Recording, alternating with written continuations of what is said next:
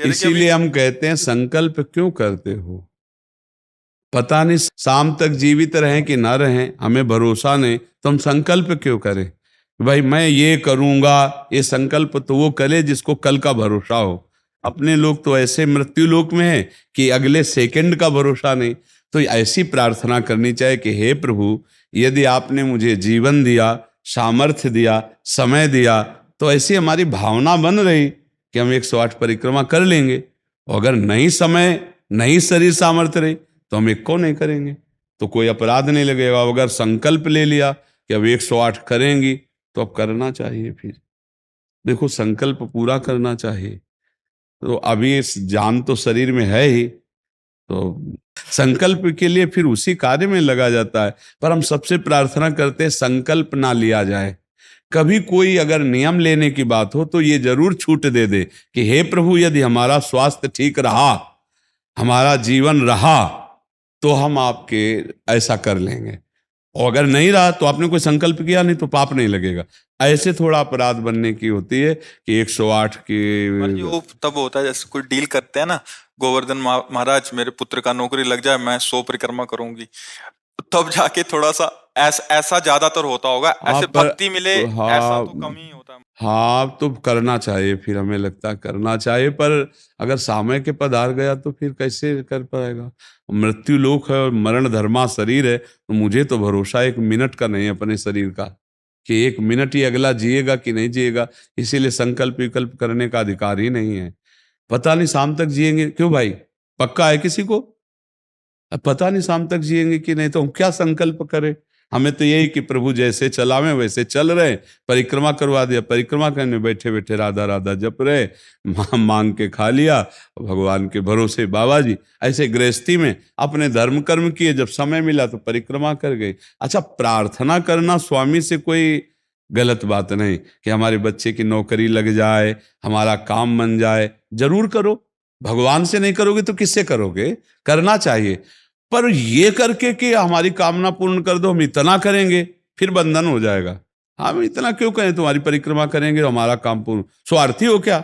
हमारे पिता हो, हमारे स्वामी हो, हमारी जरूरत है, मांग रहे कि प्रभु हमें एक संतान दे दो, हम आपको कुछ करेंगे। ये हम में बस नहीं, हमारे पास तो जो कुछ दिया हुआ सब आपका है नाथ। स्वाभाविक 108 परिक्रमा लग जाए, कोई बात नहीं। संकल्प मत करो, मांग जरूर लो, तुम्हें मांगना है। और छूट दे दो कि प्रभु यदि उचित हो तो ऐसा करना, अगर उचित ना हो तो प्रभु लाख बार मांगो तो भी पूरा मत करना। ये भक्तों की मांगे होती हैं, ये सत्संगियों की मांगे होती है कि नाथ मेरी आवश्यकता तो है, पर अगर आपको उचित लगे तो आप दे देना, और अगर उचित ना लगे तो मेरे मांगने पर भी आप ना देना। ये जब ये बात बनी रहती है कि जितना नाम जप होना चाहिए उतना नहीं होता, उतना, ये बात तो हमारे में भी है। इतनी पीड़ा तो हमको भी बनी रहती है कि जितना होना चाहिए उतना नहीं होता। इतनी पीड़ा हम अपने गुरुदेव भगवान में भी देखी। एक दिन उन्होंने कहा क्या बताएं, जीवन निकल गया, छक के नाम जपने को नहीं हुआ, रात दिन मंत्र में नाम में लगे गए, रात दिन 10 वर्ष समीप रह के सेवा में रहे। तो देख, बोले क्या बताऊं, पूरी जिंदगी निकल गई, छक के नाम जपले को नहीं मिला। तो भगवत भजन करने वाले में भजन की इतनी भूख बढ़ जाती है कि रात दिन भजन करने पर भी उसको ऐसा अनुभव होता है कि जैसा होना चाहिए वैसा। यही अखंड भजन बनाता है, यही अखंड। पर इस अखंड भजन होते हुए भी रोना आएगा कि प्रभु मुझे भजन करने की रुचि दे दो। यही भजन, असली भजन का ही फल है। भजन करते हुए भजन की इतनी भूख होना कि भगवान से भजन ही मांगना कि प्रभु मुझे भजन करते। अभी वो भजन नहीं होता जैसा प्रेम से होना चाहिए। हर एक महात्मा को, हर एक भजनानंदी को अनुभव होगा। और ये अगर हुआ तो भजन अखंड होने लगेगा। क्योंकि हम जिसकी पीड़ा महसूस करते हैं उसको हम भूलना कैसे बर्दाश्त कर पाएंगे? तभी वो अखंड स्मृति कर पाता है। और जो संतुष्ट हो जाता है भजन में, वो भजनानंदी नहीं होता। जो भजन में असंतुष्ट और भोगों में संतुष्ट रहता है वही भजनानंदी कहा जाता है। अपनी बात कहते हैं, मुझे तो गुरुदेव ने संभाला, नहीं तो साधन भजन हो रहा था पर वो अहंकार जनित था। जब गुरुदेव ने कृपा करी तो हमारे अहंकार को चकनाचूर हुआ। तब ये बात समझ में आई कि गुरु कृपा से मोक्ष मूलम गुरु कृपा। गुरुदेव भगवान साक्षात करुणामय प्रियालाल के स्वरूप हैं। वो जब कृपा करते हैं तो अहंकार नष्ट हो जाता है, और अहंकार नष्ट होते ही दैन्यता आ जाती है। और प्रियालाल को दैन्यता बहुत प्रिय है, और वो दैन्यता कृपा से ही आएगी, और गुरु के चरणों में आसक्त रहो। देखो, हम आपको गुरु महिमा की एक बात बता दें। जब हम कोरा कागज होकर गुरुदेव के चरणों में समर्पित होते हैं, तभी हमारी हृदय में लिखा पढ़ी सही होती है। हम लोग क्या होते हैं, पूरा कागज रंगे हुए पहुंचते हैं और अपनी बुद्धि लड़ाते हैं गुरुजनों पर, इसीलिए हमारा काम बन नहीं पाता। यदि हम बच्चा बन के गुरु के चरणों में जाएं, जैसा बोले वो और वैसा करने लगे, तो गुरु को भी पता नहीं चलेगा, ऐसे शिष्य की उन्नति हो जाएगी अध्यात्म की, क्योंकि उसने उनको भगवान माना है। देखो, एक हम प्रसंग कई बार सुना चुके हैं। एक उड़िया बाबा ने सुनाया था प्रसंग कि एक बंगाल के भगत के मन में आया कि मैं गुरु बनाऊं। तो एक प्रसिद्ध थे काली के उपासक, उनके पास गए, और वो मदिरा पीते थे, वो जानते नहीं थे, वो मदिरा पिए हुए बैठे हुए थे। उन्होंने कहा, गुरुदेव, मैं आपको गुरु रूप से वरण करता हूं, मुझे मंत्र दे दो। तो शराब के नशे में लड़खड़ाते हुए मंत्र बोले, तो अशुद्ध मंत्र और अशुद्ध अवस्था, पर वो सीधा सरल भक्त भगवान मान के गुरु की छवि लेके पूजा में रख के और मंत्रानुष्ठान, अशुद्ध मंत्र। 1 साल ही हुआ कि माँ भद्रकाली प्रकट हो गई, काली, और उनका बेटा, तेरा गुरु ढोंगी है। तो उन्होंने कहा, माँ, पहली बात तो आप गुरु को ऐसा ना बोले, गुरु हमारे परब्रह्म है, आप ऐसा ना बोले। बोले, बेटा तू बहुत सरल है, जानता नहीं, वो शराब पीता है, और जो मंत्र दिया ना वो अशुद्ध है। माँ ने कहा, तो उनका, माँ अब तो और विश्वास आपकी बात पे नहीं रहा। अगर गुरु ने अशुद्ध मंत्र दिया होता तो तुम 1 साल में आ गई, कैसे आ गई? बोले, बताने आई हूं कि मंत्र अशुद्ध है। तो उनका, माँ, मैं अपने गुरु निष्ठा और गुरु मंत्र को नहीं छोड़ सकता, आप जाओ। तो उनका बेटा, मैं तुम्हारी गुरु भक्ति पे प्रसन्न हुई, और आज से मेरे सिद्ध करने का मंत्र यही होगा, जो अशुद्ध मंत्र। ऐसा गुरु भाव किया जाता है। गुरु को परब्रह्म साक्षात माना जाता है। परब्रह्म में दोष दर्शन नहीं होते, दोष हमारी बुद्धि का है। अगर बुद्धि का दोष निकाल दे तो देखो, मत्ता परतरम नान्यत किंचिदस्ति धनंजय, भगवान कह रहे मेरे सिवा कोई और है नहीं। फिर हम गुरु को दोष दर्शन में देखें, कहीं ना कहीं हमसे त्रुटि हो रही। हमें घोर पापी में भी भगवान देखना है, तो गुरु में भगवान देखने में क्या बात है? विचार करके देखिए। जब हम गुरु में भगवान देखते हैं तो अपना समर्पण करते हैं, और जब वो हमारे साथ उल्टा व्यवहार करते हैं और हम सह जाते हैं, तो हमारा अहंकार नष्ट हो जाता है। वहीं वहीं रहकर उसको चोट पहुंचने दो अहंकार को, और अहंकार जब मिटिया मिट हो गया, तब कृपा उदय हुई, तब समझ में आया को हो साक्षात परब्रह्म गुरुदेव हैं। गुरुर ब्रह्मा गुरुर विष्णु गुरुदेव महेश्वरा, गुरु साक्षात परब्रह्म तस्मै श्री गुरु। गुरु में भगवान बुद्धि करना बहुत कठिन बात है, सबसे कठिन बात विश्व में, समझ लो। गुरु में परब्रह्म बुद्धि करना, और गुरु में परब्रह्म बुद्धि नहीं तो कुछ भी कर ले, अहंकार नष्ट नहीं होगा। यह खुली बात कह रहे। गुरु ही एक वो खिलाड़ी हैं जो हमारे अहंकार को मिटिया मेट कर दे सकते हैं, दूसरा नहीं, दूसरा नहीं। इसीलिए ध्यान मूलम गुरु मूर्ति, पूजा मूलम गुरु पदम, मंत्र मूलम गुरु वाक्य, मोक्ष मूलम। गुरु का चरणामृत पियो, गुरु की चरण रज लगाओ, और गुरु के आगे एक तुच्छ सेवक की तरह रहो, अभी दैन्यता आ जाएगी। अगर गुरु में दोष दर्शन होने लगे तो हट जाना चाहिए, और दूर से उनको परब्रह्म मान के बिना निंदा किए उनके द्वारा बताई हुई उपासना में रत हो जाए तो उसका परम कल्याण हो जाएगा। दूसरा गुरु बनाने की जरूरत नहीं है। परमात्मा प्राप्ति के लिए गुरु कृपा ही। हम तो आपको हाथ उठा के कहते हैं कि गुरुदेव की कृपा के बिना एक कदम नहीं चल सकते, एक कदम भी नहीं चल सकते।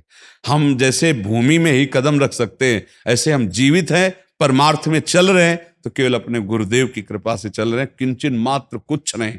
केवल वो ऐसे पकड़े हुए हैं तो हम चल रहे हैं, अगर वो ऐसे छोड़ दें तो धम्म से गिर जाए। गुरु कृपा ही केवलम, गुरु कृपा है। वो दैन्यता गुरु कृपा से आती। महाराज जी, धन्य भाग है आपकी कि आप दैन्यता चाहते हैं।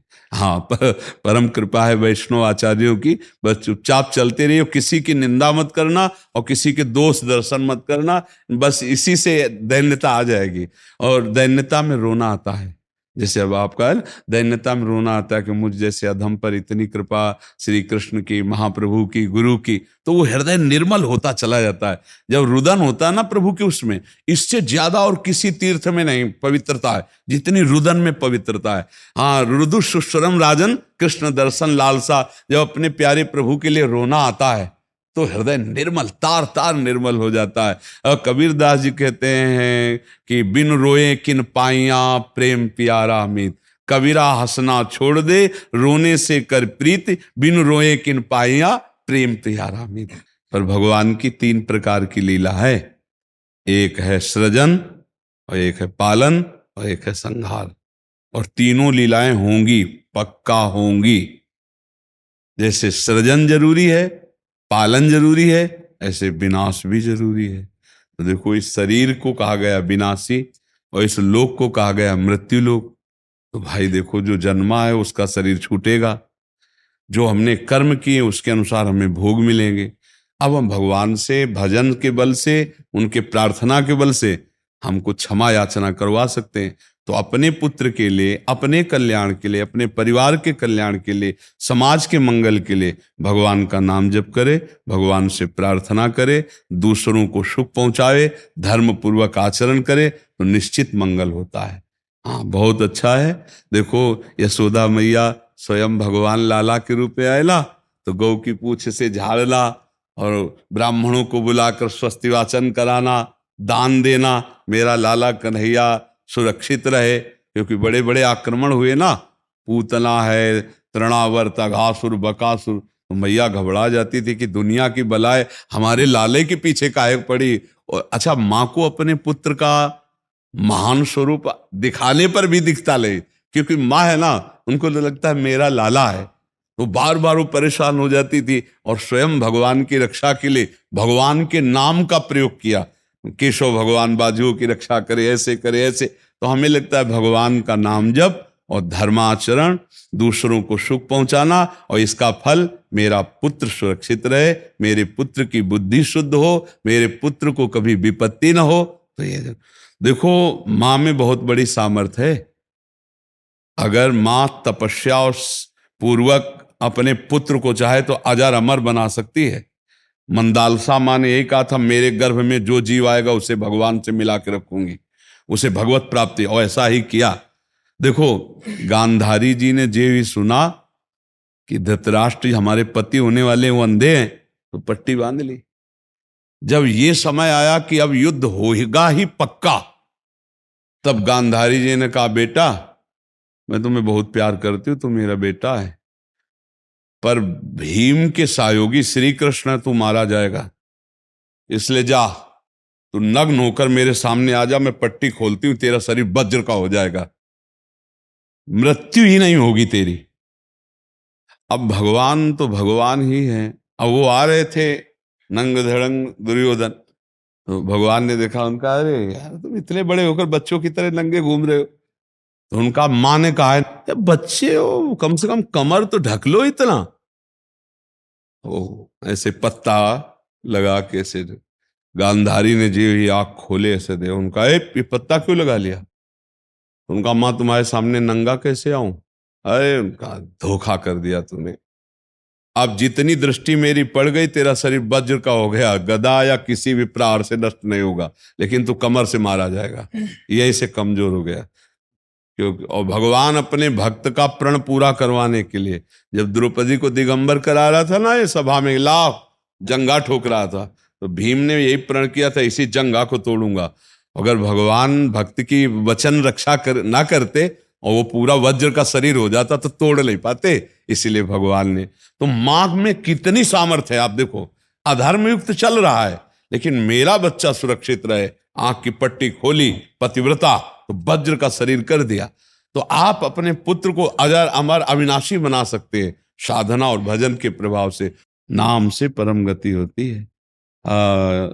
राधा नाम का एक हमने पद सुनाया था, अगर सत्संगी जन होंगे, रोज सत्संग सुनते होंगे, सुनो, राधा नाम है जीवन हमारा, राधा नाम प्राण आधार है। ये पूरा पद, राधा नाम ही हमें प्रेम में निकुंज में पहुंचाएगा। आखिरी पंक्ति है, निकुंज तक पहुंचा देगा।